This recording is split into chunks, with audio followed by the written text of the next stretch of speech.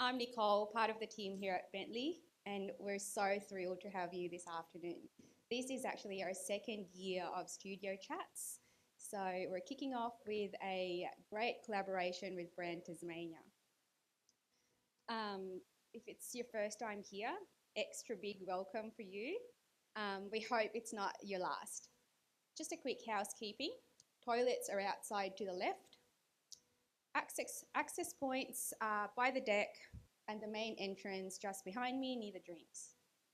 We have some delicious Tasmanian-inspired cocktails from 7K Distillery and tastings going on, paired with canapes next door, so please help yourselves.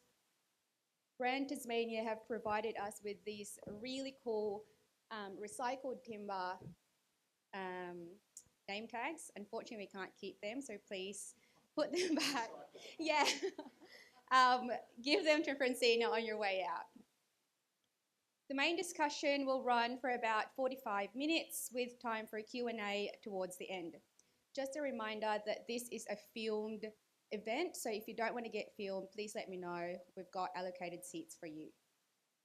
On your seats, you'll find Studio Chats tote bags with merch from Brand Tasmania, Project Lab, and our event sponsor, OLG, giving away their acoustic elephants. So if you want to address the elephant in the room, Mitchell over there is your go-to guy. A little bit about Bentley and why we host these events. As a third generation Tasmanian family business, we're deeply ingrained and connected to the Tasmanian community. As a business that design and build workspaces day in and day out, we understand the importance of long-lasting impact of having a purposeful work environment, a place where people feel welcome, engaged, and can thrive. And when we think about Tasmania and what it means to build a career and life here, we know there's something uniquely special about this place. For us, it's a community worth investing in. So after months of exploring and collaborating back and forth with Brand Tasmania, we're excited to be sharing these ideas with you, bringing them to life. And so tonight's discussion is about what it takes to attract and keep talented people here in Tassie. And we couldn't have a better person to lead this conversation with Brand Tasmania CEO himself, Todd Babiak. We're also incredibly grateful to have Catherine Loppy, National Association of Women Construction, Crystal Vision Award winner, not just for Tassie, but the entire Australia, and also Ben Cashman from the Project Lab. So that's enough from me. Let's all welcome Todd, Catherine, and Ben.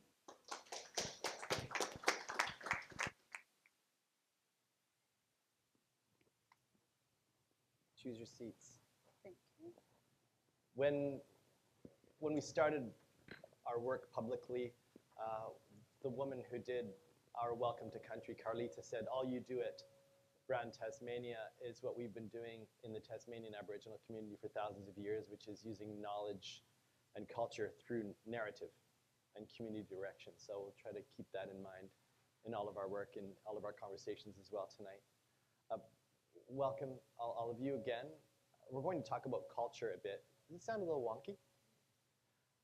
We'll talk about culture tonight, but I did want to say something about my own culture that I left behind in order to aspire to be Tasmanian, and that on a normal day where I'm from, I'd be dressed up like Beetlejuice. And I want to thank you for letting me at least dress up a little bit for Halloween. Happy Halloween to you all.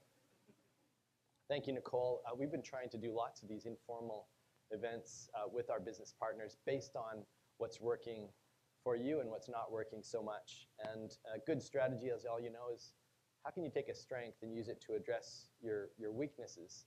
And I think this is a perfect way to talk about that. We have a lot of research on talent attraction and retention. And if you're not a Brand Tasmania partner, we can figure out a way for you to get access to all of that. But the lovely thing is Tasmania is an attractive place for people who should be Tasmanian. It's not for everyone. We have a couple of perfect Tasmanians here, and you're all Tasmanian as well, but it's rare to have the opportunity to think about, but why? Why am I here? What did I have to overcome in order to come or to stay? And then how can we reinforce that? Why do we stay as much as possible? The workforce attraction audience that we've identified is ambitious introverts who love nature. And the ambition side, Jason is here from Parks. The nature side is easy. The ambition side is also in so many ways easy, but we do have to figure out how to turn people up and to respond to something they're trying to get here in Tasmania, which is usually, and Ben will talk about this a little bit, not money, but meaning. And coming along with that meaning is a sense of belonging. And we can bring people here, have the sales funnel from demand all the way down. They arrive, and then we have to do a lot of work to make sure that people feel Tasmanian. And what I like in our work is it means something to be Tasmanian. It's profound, it's wonderful. Everyone jokes about the 25 years to be Tasmanian or the 5 grandparents at least in the graveyard, which is special, and it allows us to do great work. It's why we want to have Tasmania on our boots. But at the same time, if you say that to someone, they might think, well, why should I commit to a place where I'll never fit in or I'll never be one of them? So we have to really be careful in some ways about our strengths and our weaknesses. We have lots of fun pilots that we're playing with, but we have 2 really wonderful people here. The award that Catherine won, I don't know if Nicole mentioned what it's about. It was, she is the national champion for encouraging women to get into the construction industry and to stay. So that's a wonderful thing that you've done. Catherine, congratulations for that. She's an author and a project manager at Tas Water. She loves community leadership. She's on boards, and she's really interested in uplifting young people and women, a social entrepreneur, a change advocate, and as you'll soon see, a great speaker. And then we have Ben, a Tasmanian serial entrepreneur in so many ways, started young, and in this building just upstairs, it didn't start there, but he founded Project Lab, which is the largest management consultancy in Tasmania. Founding director of Electric Highway Tasmania, anyone who loves the fast charging stations, started all of that. He runs Udara Movement Studio for your yoga and Pilates needs, and online e-commerce small businesses like Tinkle, which is a sustainable solution for dental needs as well. He has a lot of experience with attracting, developing, and keeping talent here, not only in his own company, but with his clients. And at every one of, I think, the stage an organization might move through. And his main focus is making Tasmania the best island in the world. So thanks to you both for being here. And a little like myself, I had my brief thing around Halloween.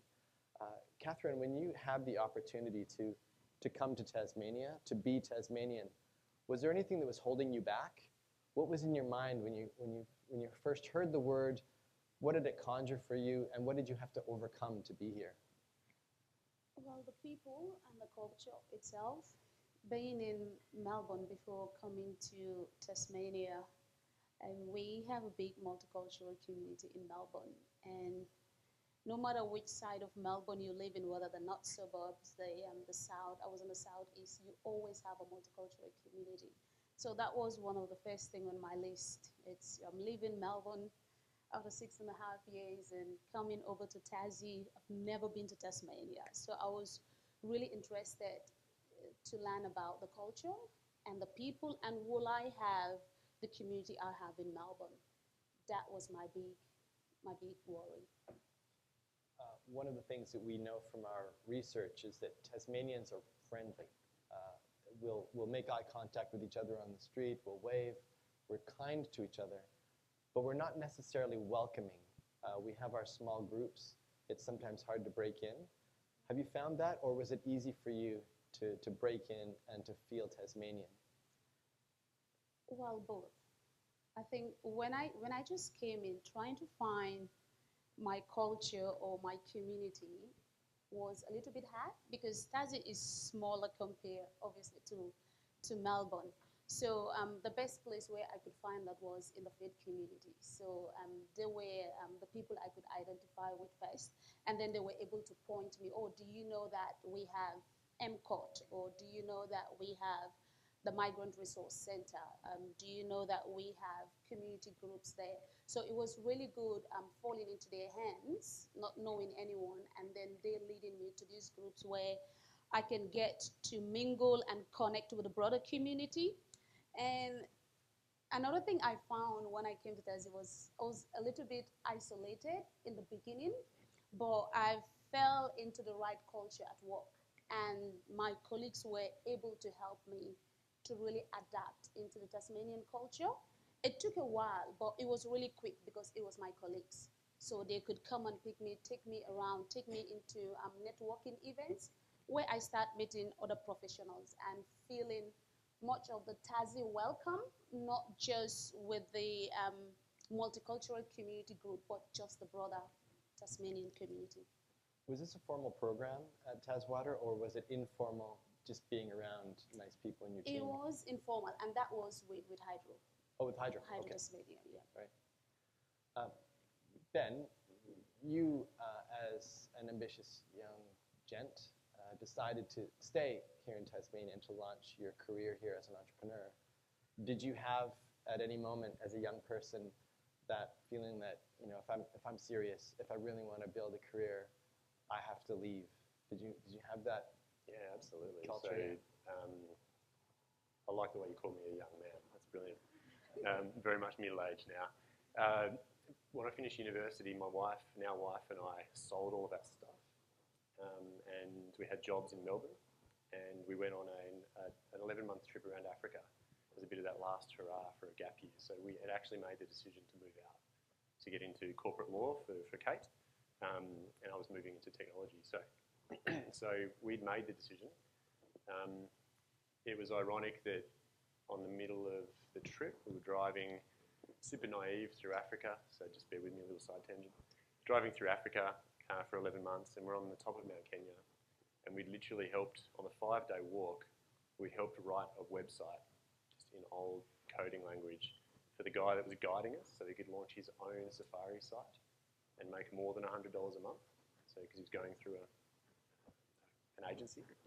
And we got up there and we launched that literally on the top of Mount Kenya, and we thought, why are we moving to the big smoke, the big city, when we're traveling this literally third world country, and we can make such an impact? So by the time we'd made it back after 11 months, we cancelled, quit our jobs, had to buy all our stuff back, which is a bit of a hassle. But that really embedded the Tasmanian sort of dedication back here. And what was the Tasmanian dedication? Can you articulate what it is about this place that has created that stickiness for you? Yeah, there were so many tangents we can go on with Catherine's topic, speech as well. Being rural, so I'm from Launceston originally, and we talk about cultures within a state. There's culture between Launceston and Hobart, right? Coming out of Launceston, moving to Hobart felt like a bigger city, a much bigger city 20 years ago. So that did feel like a big move. But what really drove me, the Tasmanian spirit, and drove me to really focus on that was everyone is 1 degree of separation here. And you mentioned the network. So once it feels scary to move, it feels scary to start that new job or move a different area of the state. But the fact that you make a connection with just one person, and that can build a tribe really quickly. And that happened down here for me in a geeky IT sort of way. And that's really the foundation of like, hopefully we can talk about tonight, of building that tribe within a business, and the responsibility that businesses, I feel, have now to not just be a place you come and check in and out of 9 to 5, but we really have to own that responsibility of building that tribe for people that want to come here and those that want to stay. And there are various kinds of tribes. You mentioned the faith community. Iman Jaffrey, I don't think she's here yet. She's going to come at some point. We had a meeting some time ago to talk about how would we create a Tasmanian welcome program, a belongingness program in some way that we could have sort of some central thinking, but then totally decentralized, different in every community. And one of the things she said is, well, my community, almost everyone sees this as a short-term commitment because we don't have an Islamic graveyard in Tasmania, which I found really interesting. And that's something that gets in the way when you're thinking about, can I can I be Tasmanian forever? Will I stay? That commitment you make or don't make. And when you mentioned faith communities earlier, have you found when you've met people, other people who've come here from afar, has that been the route in, or had there been other tribes, niches, passions that have made them feel Tasmanian? Well, some of the people that I've met in the community, some of them will tell you I'm here for a short time, temporarily, I'm Tasmanian, I'm here for the long time. But most of the people I've met, even in our community, is they're worried about the culture. Because if the culture is right, irrespective of the other challenges, I'll stay. And most of the people that come from the multicultural community, we're big with culture back in our various communities or various countries. Culture, community, and family it's a big thing. If you take that out, it's like you're on the streets. So coming here, it's, can I get that culture as well? Can I get that community spirit itself? And a lot of people are ready to negotiate if they have that culture. If they have, it might not be 100%, but if they have that culture that resembles to something that they can feel they belong, they will actually compromise with. Yeah, it's a great place. I think I can start my Tasmanian home here. But then it comes back to when we talk about that culture, I find out that most of the community groups are doing a whole lot better than when it comes to workplaces. And I think workplaces can learn from the community groups itself. Maybe because the community groups, they're very focused on community, they're very focused on belonging and culture. Maybe that's why, they're doing it that much, better than organizations or our places of work. So those are some of the things, especially for me, when I came to Tassie, for me, it was within the first few months, I know this was home. Because the community I had and the multicultural community and my workplace was already enough for me to say, okay, this is home.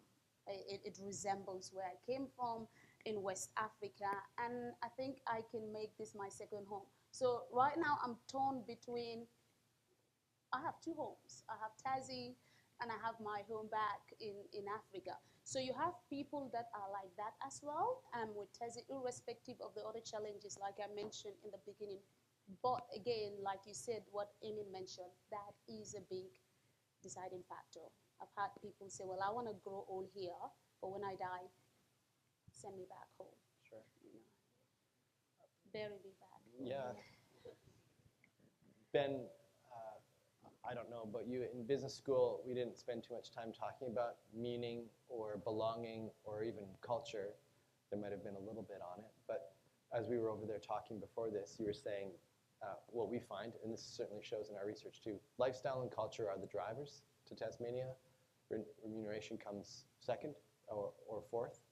And so how do you, when you're working with a business or even running your own business, how do you incorporate everything Catherine's talking about to create that stickiness so that when we bring these great people to Tasmania, we find them, we get the demand, they're the right people. They should be Tasmanian. How do we make sure that they have what Catherine has, that feeling of belonging or that informal family that will allow them to stay? I feel like that's, speaking to a few people, that's probably the reason everyone is here. Where is that silver bullet? For me, there are two things. So through Project Lab's journey, it's probably the one to talk about most here, given the seasons we've gone through as a business. It's at one point employing 85 staff. We're at about 60 or so now. But for me, there are two parts of running an enterprise like that. One is business as usual. So when things are going well, we're planning for recruitment. We're planning for succession. We have the time, if you like, to be able to attract the right people and wait to hire the right people. And then we have a bit of crisis mode. So I think at the moment where businesses are, and we're definitely feeling it, it's a pinch point. It's really hard and it's expensive to run a business at the moment. We're coming to the end of sort of a 2 to 3 year cost of business point where we're making less money and we have to do it more efficiently. But at the same time, this pinch point is that as business owners, we're responsible for helping staff with the cost of living. So you think about it really simply. As businesses, we're making less money and we're having to support and pay our staff more money, which is the right thing to do. But it's hard and it's difficult. So sometimes I feel that forces us to make different decisions with recruitment and attracting the people. We run out of time, which is one of the factors. If we don't give the time to the process, finding the right talent pools, which are inclusive and diverse. If Ben posts on LinkedIn about a job, you'll probably get a middle-aged white dude suite of people applying, because that's who's attracted to my page and sort of the circles I run in. So it's a complicated area to manage and run through. But what we were speaking about before the start of the session was there are the three components, I believe, with attracting and keeping great people. And the hard thing is they change over time as well. It's never constant. One is culture. We've had 2 people start at Project Lab recently, and the first thing after their 2-week induction, they came to me and they said, "This is actually legit. Like, I thought you were faking it." From the website through to the way that Zara at the back, our head of operations and P&C, interviews. It's value-driven, like it's all of the right things. So those 2 individuals started working here. One moved here from WA, even though they didn't think it was legit, which is really interesting. So culture is the first one. The second one is job security, and I think that's really topical at the moment. And you mentioned this, Todd, that people might move to Tasmania for a good job, but if there isn't confidence that that job will stay, or maybe they've never heard of the business before, or things are a little bit iffy financially, there aren't many more of those same level jobs to jump to. And that makes it hard for them to make that decision to move here, I believe. The third one is remuneration. Now, it wasn't long ago, we have fairly short memories, so it wasn't long ago that wages went through the roof. I think we saw sort of a 15% push in the last couple of years. So there's a correction there, but wages and remuneration in some form, doesn't have to be wage, I guess, is that third pillar. And yeah, we can talk a little bit more about, we don't have to just keep increasing wages. There are other ways to remunerate our people to make them stay. But, if we nail those 3, we've nailed attraction and retention. That example we were talking about is Adam at Bloodstone, or Mark and Jeff from Procreate can bring people here, or can have at the top of the funnel.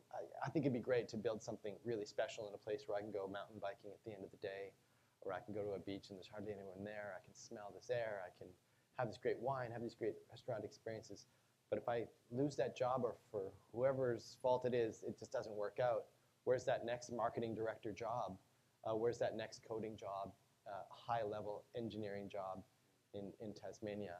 Maybe it's safer to stay. So that's something we have to overcome, and our research shows, to the point that we were making about you and entrepreneurship, that might be one of the answers. If you're a small business, turn it up. But what I wanted to ask you, Catherine, is I know that you've spent a lot of time encouraging women to get into construction. You've also spent a lot of time mentoring and helping young people. And we've done a lot of research with young people, 18 to 24-year-olds especially. And it's in the news, and it's normal, and it's a Tasmanian thing you hear, that young people will leave. I did work in Queens, New York, and everyone thinks that New York is Terminal City, and it's where everyone wants to be. Young people there wanted to be in Montana and Colorado. So, sometimes young people just want to see something different. But there is something with young people in Tasmania, and sometimes we hear it in the news, or it's maybe something that bothers the mayor a little bit. Oh, Tasmania doesn't like to change. Tasmania will never change. And saying that to a young person in our research is like saying, just leave. This city's for the older people. It's for the cars. And if you want to change that, go to a big city. Go do that. We don't like change here. That's scary and dangerous, and we'd love to be able to. Actually, it's also not true. There's so many things that have happened here first globally. But Catherine, how do you inspire young people? and to help them see their own future here in Tasmania, to keep them at Hydro or TasWater or Project Lab or Procreate or Bloodston or Federal Group, whatever it might be. How do you just say, you can do it here? What is your strategy? Most of the time I use my story. Coming to Tassie, most of the young people I talk to, or women I talk to here, either they were born here or they have family members or extended family members here. I don't have any when I was coming. So using my story and how I migrated to Tasmania alone and where I am today, I always refer back to that. If I can do it, you can do better, because you have more support system. You have either your close family members or extended family members, or you were born here. This is home. So you have that more opportunities, I will say, to make it in Tassie if you really want to. But again, I also tell most of them, follow your passion. Because for me, it's my passion that brought me here. Follow your passion, follow your purpose. If you know what your purpose is, then whether it's in Tasmania or whether it's in the mainland, follow it, because there's nothing like living a purposeless life or doing something and you don't find fulfillment in it. Now, when I was coming to Tesla, like you said, I was told it's old people's home. Sorry to every Tasmania, but that's what my friends from Melbourne said. Who goes to Tasmania? It's a retirement place. And when I came to Tassie, well, for some reason I'm thinking, okay, I need to find out whether it's really true or not. But it's not. I was not born here, but it's not. I find Tassie to be very welcoming. It resembles so much like my hometown in the Gambia. It's so slow. You're talking about Tassie, you know, there's not much change here. You come to my hometown, you feel like you've got 28 hours a day. But it's just because everything is at a standstill. I mean, people said, okay, I'm tired, I'm not doing it, I'll come and do it. So people feel they have more time to do things. So when I came to Tassie, I felt, okay, I think I'm in the right place. Because I used to think I had 28 hours as well. Now, the reason why I said that, even though Melbourne had a bigger multicultural community, sometimes you can feel lost in that big crowd. And I felt I was chasing everything. And I'll chase the trains to uni, and from there, I have other community engagements. And it was like no one was never home. Like everyone lives in the traffic. By the time you get home, 2 hours in the traffic and all of that. So when I came to Tassie, I thought finally I could have time in my own hands to do other things that I love. So for young people, I tell them, if I can do it, you can do it too. But also follow your passion. Follow wherever your dreams will lead you. This is home. You can always come back.